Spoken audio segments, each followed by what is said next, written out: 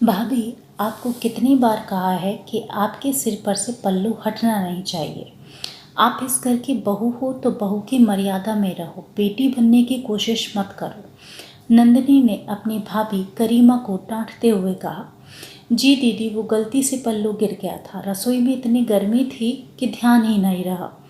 आगे से मैं इस बात का ध्यान रखूंगी, गरिमा ने अपना पल्लू ठीक करते हुए कहा। ध्यान तो आपको रखना ही चाहिए। गर्मी है तो क्या हुआ, घर में पापा है, वो कभी भी इधर आ सकते हैं, इसलिए आपको हमेशा अलर्ट रहना चाहिए। एक तो आपको इतनी सुख सुविधा दे रखी है, घूंघट न लेकर सिर्फ सिर पर पल्ला रखना होता है, वो भी आपको ध्यान नहीं रहता। कोई मैं आपके आगे पीछे डोलती थोड़ा ही ना रहूँगी, नंदिनी ने कहा तो उसका भाई विजय बीच में ही बोला। नंदिनी, तुझे नहीं लग रहा तो कुछ दिनों से बहुत ज़्यादा बोल रही है? गरिमा तुम्हारी भाभी है, उम्र और पद दोनों में तुमसे बड़ी है, तुझे थोड़ा सोच समझ कर बोलना चाहिए। अरे क्या गलत कह रही है वो? अपने घर के तरीके ही तो सिखा रही है उसे। और फिर ध्यान तो तेरी पत्नी को रखना चाहिए, पर हमेशा हर बात का ध्यान नंदिनी रखती है। विजय को नंदिनी को समझाते देखकर सासू माँ जानकी जी बीच में ही बोल पड़ी। पर मम्मी, पापा रसोई में नहीं जाते हैं और रसोई का सारा काम गरिमा को करना पड़ता है, तो रसोई में सिर पर पल्ला रखने की ज़रूरत ही क्या है? विजय ने कहा।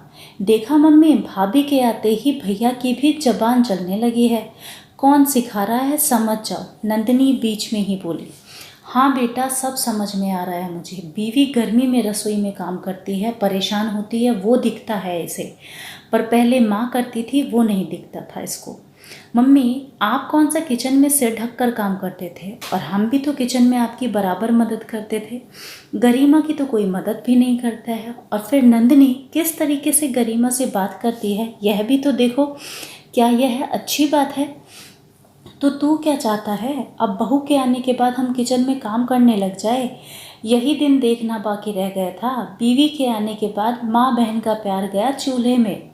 अब तो इसकी बीवी को हम कुछ कह भी देना तो इसे बुरा लगता है, सासू माँ रोते हुए बोली। भैया, रुला दिया ना मम्मी को। सही है भाई, शादी के बाद लड़के बदल जाते हैं, नंदिनी भी नाराज होते हुए बोली। आखिर घर का माहौल बिगड़ गया तो विजय ने वहाँ से उठकर अपने कमरे में जाना ही ठीक समझा। विजय की 5 महीने पहले ही गरिमा से शादी हुई थी, लेकिन अब घर का माहौल ऐसा हो चुका था कि आए दिन कोई ना कोई बात पर बहसबाजी हो ही जाती थी। नंदिनी उसकी छोटी बहन थी, लेकिन गरिमा पर हुक्म चलाने से बाज नहीं आती थी, और सबसे बड़ी बात, बोलने से पहले कुछ सोचती भी नहीं थी। कुछ दिनों बाद शादी के 6 महीने पूरे होने पर विजय गरिमा के लिए अपनी खुशी से चॉकलेट खरीद कर ले आया, और उसने यह बात घर में किसी को नहीं बताई। दूसरे दिन नंदिनी ने डस्टबिन में चॉकलेट का रैपर देखकर हंगामा कर दिया। अरे यूं चोरी छुपे कुछ चॉकलेट खा रहे हैं, बताते तक नहीं। अरे घर में कुछ खाने पीने का सामान आ रहा है तो वो सबके लिए आना चाहिए ना। जानकी जी ने भी इसमें नंदिनी का साथ दिया।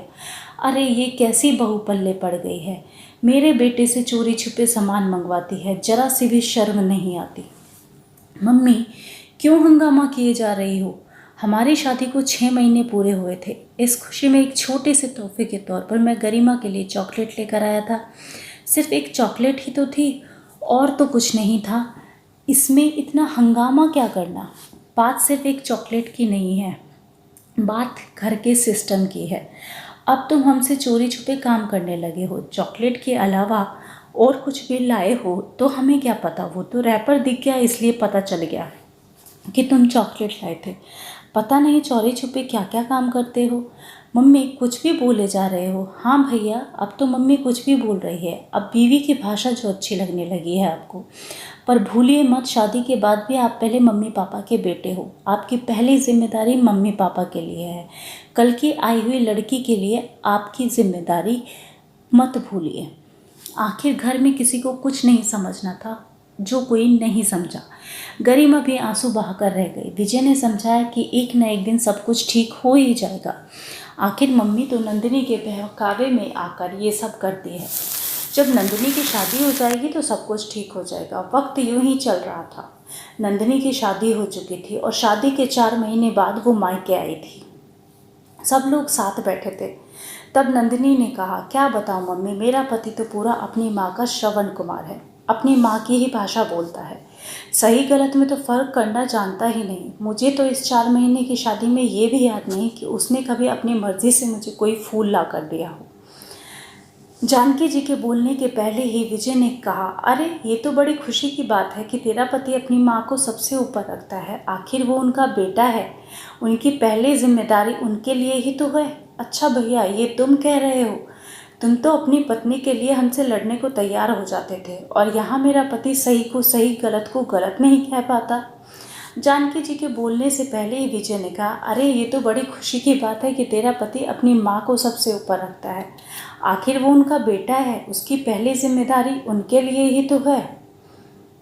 ये मैं नहीं कह रहा है, ये तो मैं वो बता रहा हूँ जो तू हमें सुनाती थी।